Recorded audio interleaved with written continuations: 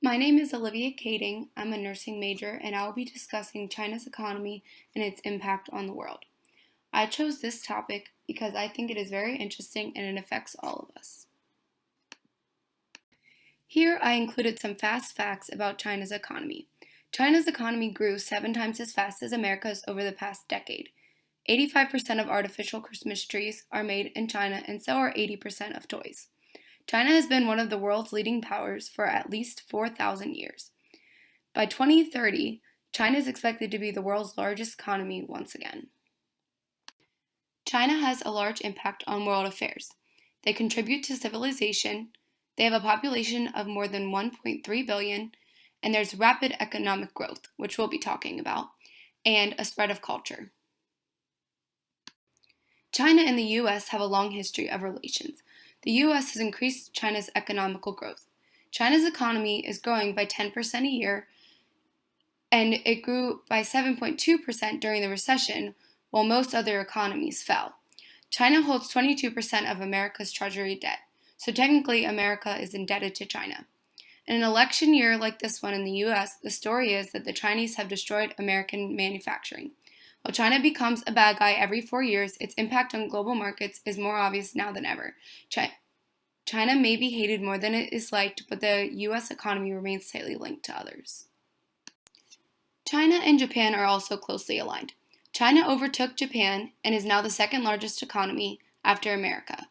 Together, they hold 1/3 of the world's population. China is India's largest trading partner. An increase in an economy increases overall political power. This may cause a change in the American-Chinese affairs, as America may become hostile. However, we rely on each other for resources and technology exchange. China most likely will not take over America due to natural disasters and communism holding them back. Many countries were hit hard by the recession. However, China came out strong. They had a 600 billion economic surplus that improved relations in Latin America, Africa, Middle East, and their resources. They used this to improve their infrastructure, create competitive companies, and enhance their research. They also acquired companies from Europe and America. The biggest one was the Hummer from General Motors. China plays a big part in global trade. They established the Silk Road long ago that links China with the West. Europe and America have switched from outsourcing to insourcing, so making products in their homeland. This is due to rising labor costs in China. Wages in China increased and continue to increase 18% per year, and America and Europe have decreased their pay. China also has many skilled workers and is considered the factory of the world. Japanese companies are now sending their electric companies to China. Since 2010, China is the world's largest exporter and second largest importer of merchandise goods, as well as the fifth largest exporter and third largest importer of commercial goods. The main destinations are the US, the European Union, Hong Kong, Japan, the Republic of Korea, and 94% of all merchandise exports are manufactured goods, 3.2% of agricultural products, and 2.7% fuel and mining products. Here I included a map of China's trade in 2013 with each country.